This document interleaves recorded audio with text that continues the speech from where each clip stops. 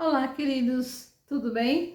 Bom, Jó disse que o fim é melhor do que o começo.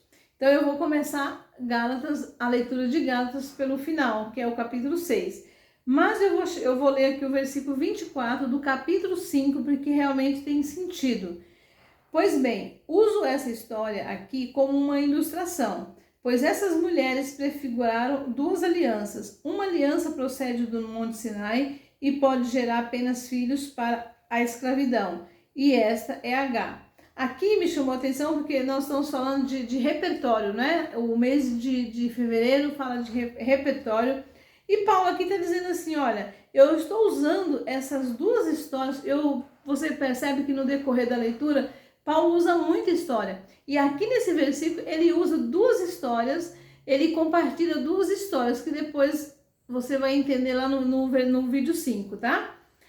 Eu vou ler aqui o início de Gálatas 6.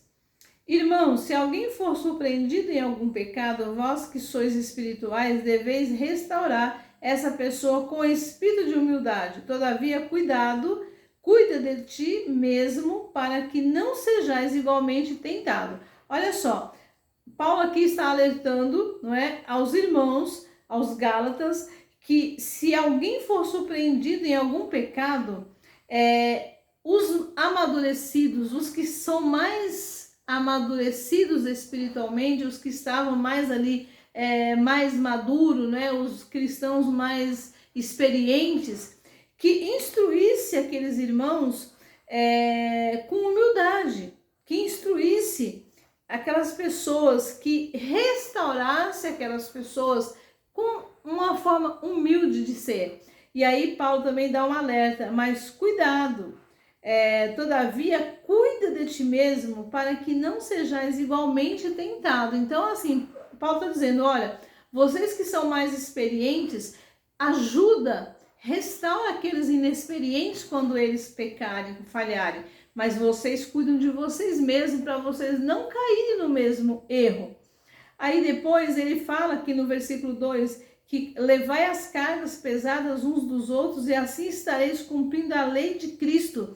A lei de Cristo, nós temos que amar uns aos outros como Cristo nos amou, não é?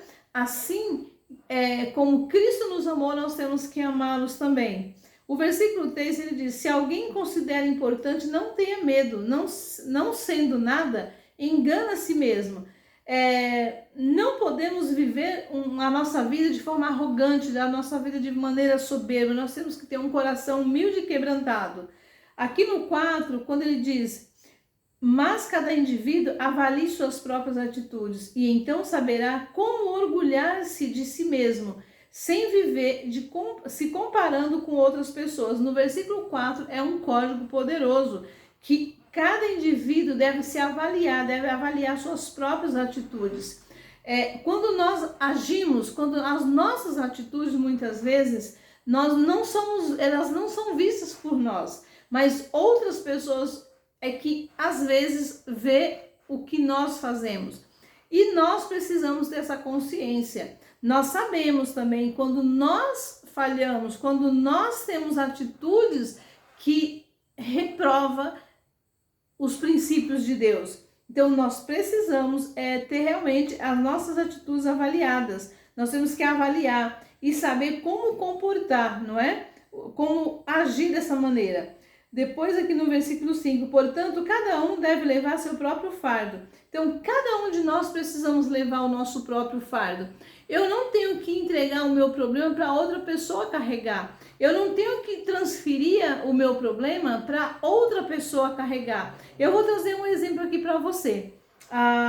Como intercessora, eu vivi muitas dessas experiências. Por exemplo, quando eu cuidava de um grupo, eu trabalhava na igreja como intercessora e tinha um grupo muito grande. E muitas pessoas, elas chegavam para mim e diziam assim, olha irmã, eu preciso de oração, eu preciso da sua ajuda. E eu dizia para elas, mas o que você precisa? Eu preciso fazer isso, eu preciso que você ore por mim assim, assim, assim, assim, assim. O que eu observava? Eu observava naquele momento que aquela pessoa, ela estava querendo transferir o problema dela para que eu carregasse esse peso. E naquele momento o Senhor me dava um discernimento e o Senhor me direcionava a falar com essas pessoas: olha, eu vou até orar, mas você precisa ter atitudes assim, assim, assim. Ah, mas eu preciso que você ore porque o meu filho está fazendo isso, meu marido está fazendo isso. Então, assim, gente, nós temos que tomar muito cuidado com isso. Por que isso é perigoso? Que cada um de nós precisamos ter essa compreensão e esse entendimento de que nós é quem somos responsáveis pelas nossas próprias atitudes. Se eu faço e dá certo, eu sou responsável. Se eu faço e dá errado, eu também sou responsável.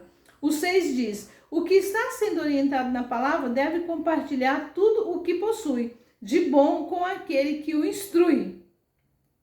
Tudo o que está sendo orientado na palavra. Olha só, se a palavra está trazendo para você orientação, se a sabedoria de Deus está trazendo, o Espírito Santo está trazendo orientação para você na palavra, então essa orientação eu devo compartilhar tudo que possui de bom àquele, não é, que o instrui.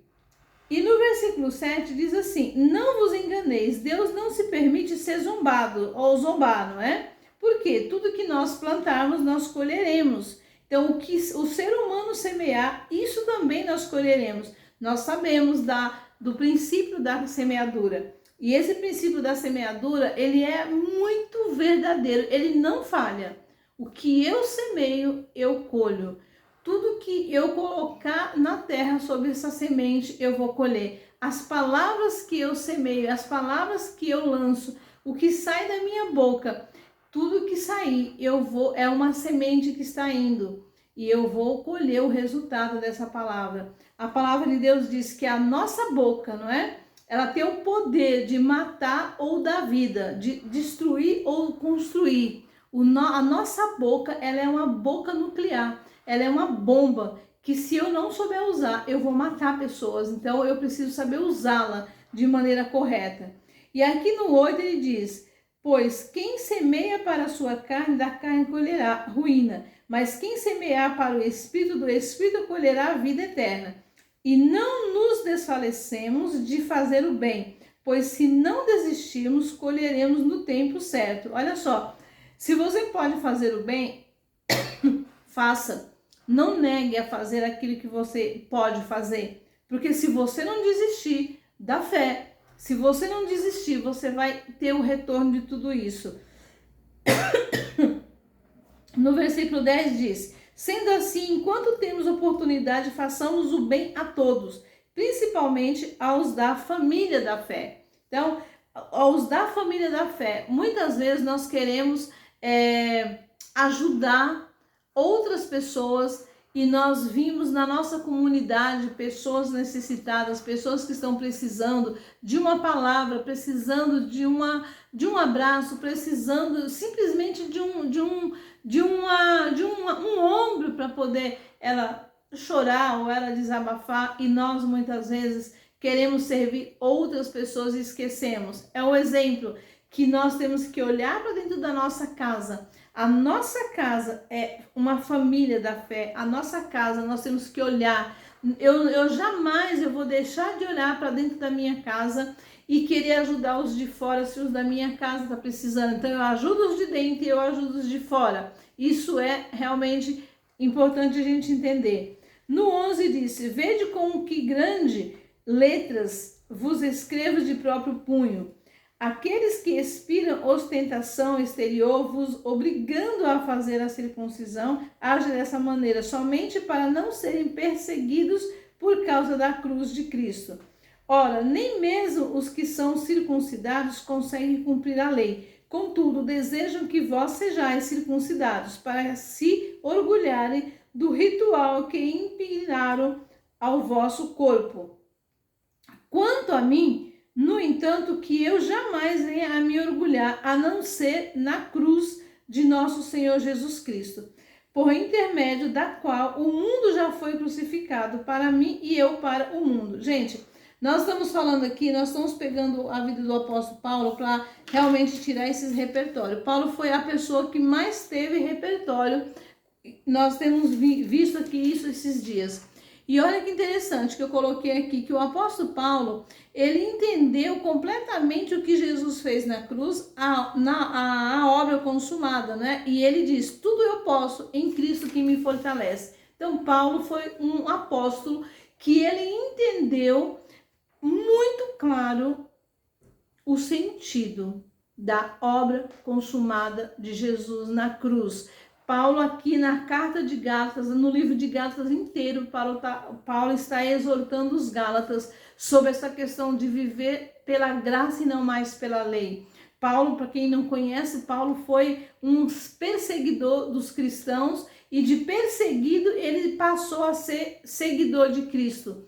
Paulo precisou cair do cavalo para poder ouvir a voz de Deus. Então, Jesus, se você vê o cenário de Paulo, como que o Senhor veio até Paulo, não foi algo natural, foi algo sobrenatural. O próprio Cristo se revelou a Paulo, o próprio Cristo veio a Paulo e falou com ele e deu a ele tudo o que ele precisava fazer. Por isso que nós vimos que Paulo tinha ele tinha um propósito definido, ele tinha uma identidade clarificada, ele sabia o que ele precisava fazer, ele sabia o que ele estava aqui para fazer. Paulo sabia que ele tinha um compromisso, que ele tinha uma grande missão aqui na terra para cumprir. Então nós vimos a trajetória da vida do apóstolo Paulo, nós vimos ele dizendo, tudo eu posso em Cristo que me fortalece. Nós vimos um apóstolo Paulo dizer, é na fraqueza que eu encontro força, é quando eu estou fraco que eu estou forte.